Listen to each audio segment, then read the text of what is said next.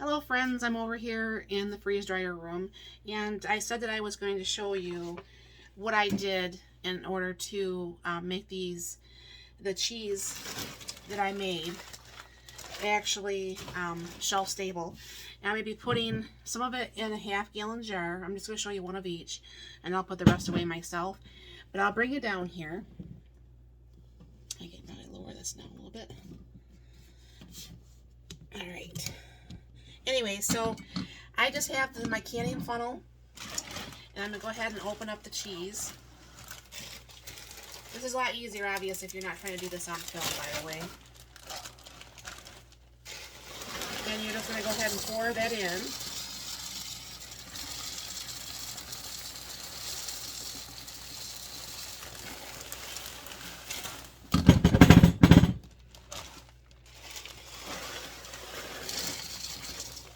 You know, wow, that's going to be crazy. That's probably going to fill up that other bag. And that will be 6 pounds of cheese in a half-gallon container and my 1 gallon Harvest Right container. So I have my oxygen absorbers here.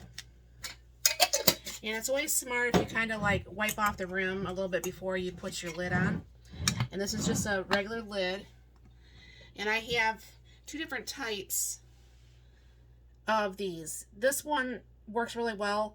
This one is the one that's always been around. I'll show you this one here. It works pretty good. It's going to get a little bit loud because this food saver is loud. And then all you're doing is pushing the button and such, and it shuts up when the air is all out of here. Then you just take the top off, you take this off, and you can see this is completely sealed. So this is going to be shelf stable. Like I said, I don't know how long cheese is shelf stable for. I'm thinking probably at least, I have to date that still, I'll get that off the way there. It's probably going to be at least, probably at least a year or 2. So then I use my Harvest Right bags that I buy from Harvest Right, okay? And because a lot of times I'm doing these, filling these by myself. So I have these little, they're from like the dollar store, and there's little cutting boards. And what you do is you just kind of like push that in there. And then that way, you know what I'm saying, it's just easier to pour. Now, let me get that other thing out real quick. I gotta find it. If I can find it right away. If I can't, then I don't know where it's at. But I have a little holder that usually holds this, but I'll just go ahead and use these ring things there. I'm gonna go ahead and pour that in. I don't know for sure if you can see that. Let me bring that up a little bit. I'm gonna pour this in the bag.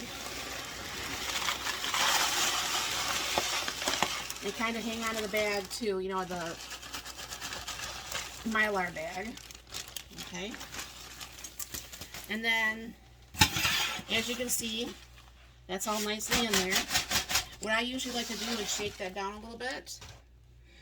And then, this is what I was talking about. Now, this one is really nice. I'm going to have to probably raise the camera up just a little bit again, so you can see more of what's going on.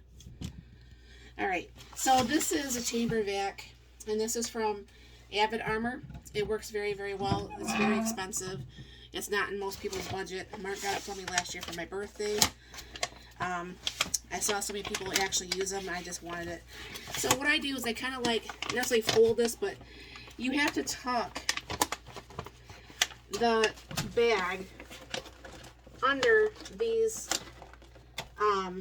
it's like these little things here, so that's where it gets sealed at, okay? You want to make sure that that is as straight as possible. Then what you're going to do is you're going to go ahead and close this. Then over here is the front, where I already have things set up for how I want it. So I'm going to go ahead and hit seal and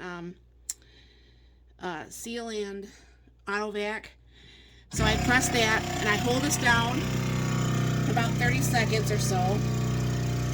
And then what happens is I know it's working because there's a dial on the front over here that's telling me that it's working. Now, it like fills up with air a little bit, which is kind of weird that it fills up with air to get rid of the air. But nonetheless, it's still kind of cool.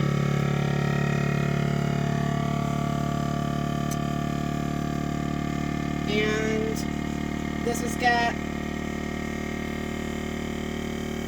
a few more seconds, and then what happens is that it stops for a second, then it goes, and then it's going to start the sealing or the sucking out part.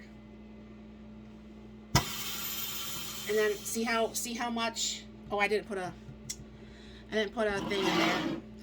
I'll use this one first. But anyways, so this now, some people will put it back in there again and seal it again. But as you can see, this is nicely sealed. And look how airtight that is. So there are actually ones that work kind of like the Food Saver that actually does have the ability to do the vacuum seal the mylar bags, and it's about $150 on Amazon, where this is like $600. So yeah. So anyways, that's two ways to do that. So you have that way, and then you have it in the glass jar, and either way works.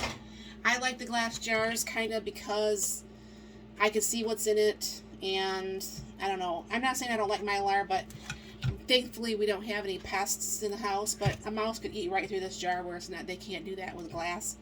So I like it better for that idea. But this makes it really nice. Now that makes it nice and shelf stable, and that's probably about 3 pounds of cheese. So thank you very much for stopping by. You have a very blessed and wonderful day.